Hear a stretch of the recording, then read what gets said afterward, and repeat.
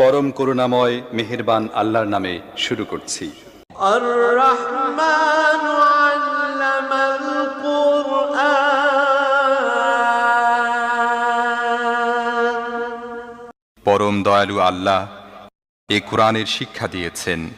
খালাকাল ইনসানা আল্লামাহুল বায়ান। তিনি মানুষকে সৃষ্টি করেছেন এবং তাকে কথা শিখিয়েছেন। আশ-শামসু ওয়াল কমারু বিহুসবান। সূর্য ও চন্দ্র একটি হিসেবের অনুসরণ করছে। ওয়ান